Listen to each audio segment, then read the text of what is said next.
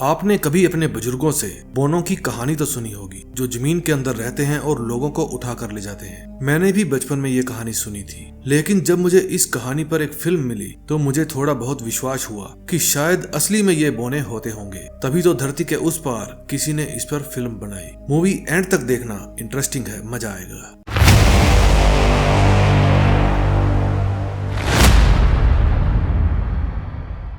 Movie की शुरुआत में हम माया नाम की एक लेडी को देखते हैं। वो टेस्ट करती है कि वो प्रेग्नेंट हुई या नहीं। उसके साथ उसका हस्बैंड जिमी है, जो फिलहाल तो कोई भी बच्चा नहीं चाहता था। इसका मानना था कि बच्चे होने से आजादी खत्म हो जाती है, लेकिन जब उसे पता चलता है कि उसकी वाइफ प्रेग्नेंट है तो उसे बहुत खुशी होती है। जिमी आज रात खुशी मनाने के लिए शैंपेन की बोतल लेने के लिए जाता है, लेकिन स्टोर के बाहर 3 खड़े बदमाश उसे तंग करते हैं। वो बिना कोई झगड़ा किए वापिस आ जाता है, लेकिन जब वो घर आता है तो वो तीनों बदमाश उसे घर में आकर पीटने लगते हैं और उसकी वाइफ माया पुलिस को बुलाने के लिए 911 पर कॉल कर देती है। लेकिन उनमें से एक बदमाश बाथरूम का गेट तोड़कर माया को भी बाहर खींच लेता है। फिर वे दोनों को ही पीटते हैं, लेकिन इतने में वहाँ पर पुलिस सायरन की आवाज आती है और वे तीनों वहाँ से फूट लेते हैं। दरअसल वे लड़के पैसों के लिए इन्हें पीट रहे थे। अगले सीन में हम देखते हैं कि एक गाँव में जिमी की आंटी रहा करती थी। उसकी अब मौत हो चुकी है। मरने से पहले वो अपना घर जिमी के नाम कर गई थी। फिर माया और जिमी कुछ दिन पहले हुए हादसे के कारण अपना शहर छोड़कर अपनी आंटी के घर रहने के लिए आ जाते हैं,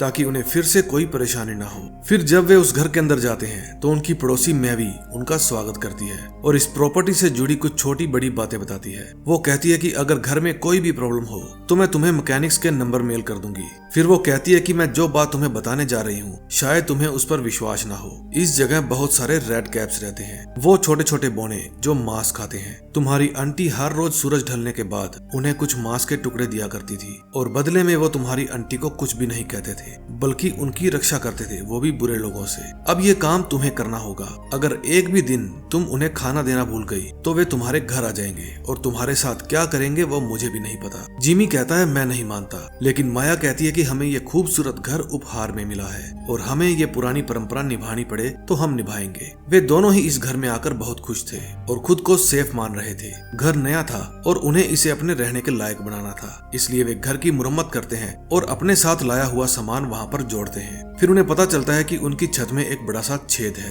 फिर वे उसे बंद करने के लिए एक आदमी को फोन करते हैं और कहते हैं कि हमारे घर की मुरम्मत करने के लिए हमें आपकी मदद चाहिए। फिर घर जाते समय वे एक बार में जाते हैं। बार में सब उनको घूरते हैं, लेकिन ये उनका स्वागत करने का तरीका था। ये बार मैवी का था। फिर वे बताते हैं कि हमारे घर में एक छेद है जिसे बंद करने के लिए हमने वेलन से कांटेक्ट किया है, लेकिन वहाँ बैठा आदमी कहता है कि तुमने गलत बंदे को कांटेक्ट कर लिया है। अब तुम अपनी वाइफ को घर में अकेला मत छोड़ना। मैवी कहती है क्यों बच्चों को डरा रहे हो, अब तुम अपने घर जाओ और अपने कुत्ते को भी साथ ले जाओ। फिर मैवी अंदर आकर पूछती है क्या तुमने रेड कैप्स के लिए वो रखा जो मैंने तुम्हें कहा था। माया कहती है हम भूल गए। फिर वो माया को दूसरी साइड ले जाती है और कहती है कि अगर तुम चाहो तो ये काम हर रोज मैं कर सकती हूँ। मैं नहीं चाहती कि तुम्हारे साथ कुछ बुरा हो। मैंने तुम्हारी आंटी से वादा किया था कि मैं तुम्हारा ख्याल रखूंगी, लेकिन माया नहीं चाहती थी कि उनके बगीचे में हर रोज कोई आए और उन पे निगाह रखे, इसलिए वो कहती है कि नहीं, ये काम मैं खुद कर लूंगी। मैवी कहती है भूलना मत, क्योंकि मैंने उन्हें देखा है और तुम बिल्कुल उन्हें देखना नहीं चाहोगी। फिर घर जाते समय उस शराबी का कुत्ता जंगल की तरफ भाग जाता है और वो अपने कुत्ते को ढूंढता ढूंढता जंगल में चला जाता है। तभी उसे वहाँ एक बोना नजर आता है और वो बोना उसे मार देता है। अगले दिन जब माया उठती है तो उसे अपने घर में से किसी की आवाज आती है। फिर वो जिमी को उठाती है। जिमी अपना धारी वाला कच्छा पहनकर नीचे देखने के लिए जाता है। फिर उन्हें पता चलता है कि नीचे डैडी वेलन आया है। वो अपने बच्चों के साथ इस घर की मुरम्मत करने के लिए आया था। फिर माया और जिमी मार्केट में सामान लेने जाते हैं और माया रेड कैप्स के लिए मांस के टुकड़े ले लेती है। उधर घर के अंदर किलियन घर की छानबीन कर रहा होता है। फिर माया और जिमी अपनी आंटी की कब्र पर फूल चढ़ाने के लिए जाते हैं, लेकिन फादर उन्हें बताता है कि तुम्हारी आंटी की बॉडी कभी मिली ही नहीं थी, यहाँ तो उनकी यादगार के लिए सिर्फ कब्र बनाई गई है। फिर घर जाते समय उन्हें मैवी दिखाई देती है। मैवी उन्हें बताती है कि कल रात से वो शराबी किसी को नहीं दिखा, ये लड़के उसे और उसके कुत्ते को ही ढूंढ रहे हैं। फिर माया उससे पूछती है कि क्या हमारी आंटी की बॉडी कभी मिली थी। वो बताती है कि तुम्हारी आंटी ने बहुत बड़ा बलिदान बांध दिया था। उसने अपने पति के बदले अपनी बच्ची उन राक्षसों को सौंप दी। फिर सारी जिंदगी उसने रेड कैप्स को भेंट देने में ही निकाल दी। अब किसे पता वहाँ क्या हुआ क्या नहीं। आज उन्हें जो कुछ भी पता चला उस पर इन दोनों को बिल्कुल भी विश्वास नहीं था। जब वे दोनों घर पहुंच जाते हैं तो जिमी उन दोनों भाई बहनों को कहता है कि कृपया करके हमारे घर में धूम्रपान मत करें। लेकिन किलियन कहता है, तुम अंग्रेज हमारे देश में आते हो, हम तुम्हें स्वीकार करते हैं, लेकिन जब तुम लोग हमसे इस तरह का बिहेव शुरू कर देते हो तो हमें बिल्कुल अच्छा नहीं लगता। हम चाहे तो आपसे ये घर 1 मिनट में छीन सकते हैं। कोई अदालत कोई पुलिस तुम्हारा साथ नहीं देगी। उधर माया नहाने के लिए बाथरूम में जाती है और देखती है कि विलन का बड़ा बेटा इयोन उसे बाथरूम की खिड़की से देख रहा है। फिर वो जिमी को आवाज लगाती है। जब वेलन घर पर आता है तो वे दोनों उसे उसके तीनों बच्चों की कंप्लेंट करते हैं। वो कहता है कि आज इन तीनों की खैर नहीं, मैं घर पर जाकर इनकी खूब खबर लूंगा। जिमी को भी उन पर बहुत गुस्सा आ रहा था क्योंकि वे उसकी चॉकलेट वाले बिस्किट और अंगूर खा गए थे और ऊपर से उन्होंने उसके साथ बुरा व्यवहार भी किया। फिर दिन ढलने के बाद माया रेड कैप्स के लिए मीट लेकर जाती है। जब उस प्लेट को वहां पर रखकर वो जाने लगती है तो पीछे मुड़कर देखती है, प्लेट में रखा हुआ मीट गायब हो गया था। अगले दिन ऐश और किलियन जानबूझकर घर के सामने सिगरेट पीते हैं और उनका बड़ा भाई इयोन उनके बाथरूम की विंडो तोड़ देता है। जिमी उन पर बहुत गुस्सा होता है लेकिन ऐश और किलियन हंस रहे होते हैं। तभी वेलन वहां पर आता है और टूटी हुई खिड़की देखकर अपने बड़े बेटे को पीटने लगता है। इन दोनों का अव्वल दर्जे के सनकियों से पाला पड़ा था। फिर शाम को जब माया वहां पर गार्डनिंग कर रही थी तो उसे उस कुत्ते के भौंकने की आवाज आती है। फिर ये सोचकर कि वो शराबी का कुत्ता होगा वो उस जंगल के अंदर जाने लगती है। वो जंगल बहुत खूबसूरत भी था और डरावना भी। माया को उस कुत्ते के भौंकने की आवाज आती है और माया के बुलाने पर वो कुत्ता माया के पास आ जाता है, लेकिन वो कुत्ता माया को जंगल के और अंदर चलने के लिए कहता है। माया चलती चलती थक जाती है। फिर डॉग उसे जंगल में बने एक छोटे से घर के पास ले जाता है। जब माया वहां पर जाकर देखती है तो वहां एक छोटा सा डूम बना हुआ था। जब वो अंदर झांकती है तो वहां बहुत सारी कैंडल जली हुई थी। वो डॉग भी उस समय डूम के अंदर ही था। माया डर जाती है और उस डॉग को वहां से चलने के लिए कहती है। फिर घर जाते समय उसे जंगल में इयोन मिलता है।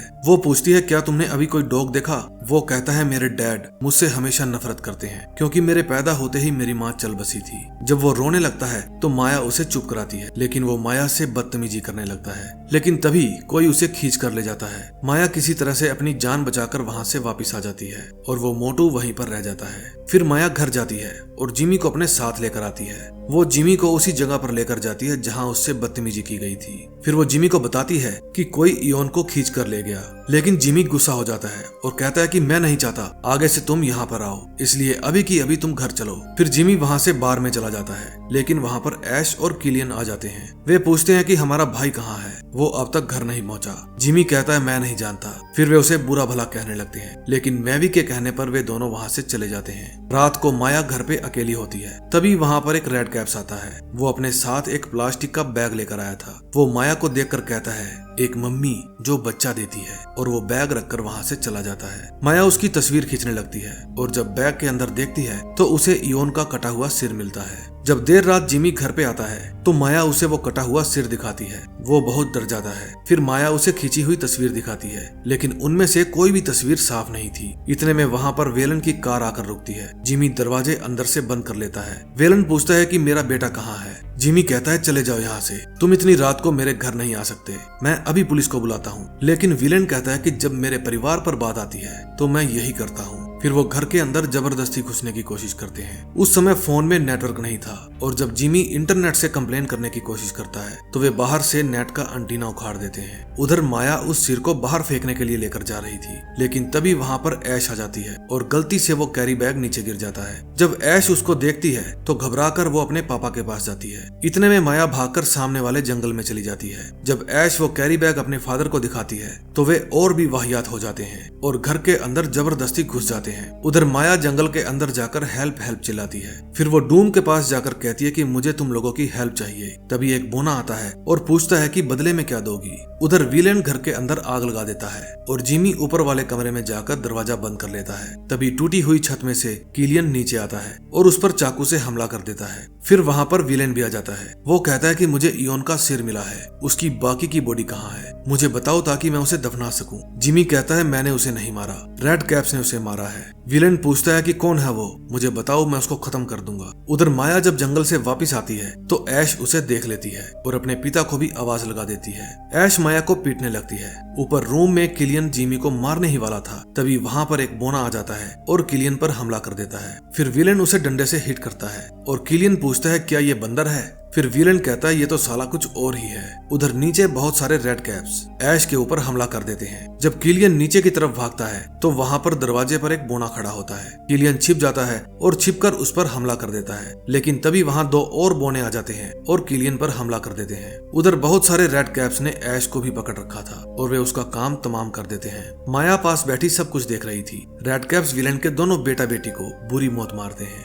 फिर विलेन वहां पर अपनी गन लेकर आ जाता है और जिमी को शूट कर देता है। फिर वो माया को भी मारने ही वाला था, तभी वहां पर डॉग आ जाता है और विलेन पर हमला कर देता है। माया उसकी गन उठाती है और उसे भी शूट कर देती है। रेड कॉप्स आकर उन तीनों की लाशों को ले जाते हैं और खूब दावत करते हैं। उस रात माया एक बच्चे को जन्म देती है। अगला पूरा दिन जिमी अपने घर की और कार की सफाई करने में लगा देता है, लेकिन वे बोने आकर उनका बच्चा उठा कर ले जाते हैं। माया अपने बच्चे की आवाज सुनकर उनका पीछा करने लगती है। जिमी ने उस समय हेडफोन्स लगा रखे थे, इसलिए उसे आवाज सुनाई नहीं देती। माया उनका पीछा करते करते डूम के अंदर चली जाती है। डूम के अंदर छोटे छोटे कमरे बने हुए थे। वहाँ एक रूम में एक बुढ़िया भी मिलती है। तभी वहाँ और बोने आ जाते हैं और माया को कहते हैं कि चल भाग यहाँ से। उसे देखकर माया समझ जाती है कि ये उसी आंटी की बेटी है जिसको ये बोने उठा कर ले आए थे और सही से पोषण ना मिलने के कारण इसकी ये हालत हो गई है। फिर माया उसे भी मार देती है और उसके मरते ही सभी बोने माया के आगे सिर झुकाने लगते हैं। इसका मतलब अब ये था कि माया उनकी मदर बन गई थी। फिर माया अपना बच्चा जिमी के पास वापस पहुंचा देती है और खुद हमेशा के लिए रेड कैप्स की मदर बनकर उनके साथ जाने के लिए तैयार हो जाती है। अब वे सभी बंदर या बिल्लियां जो भी था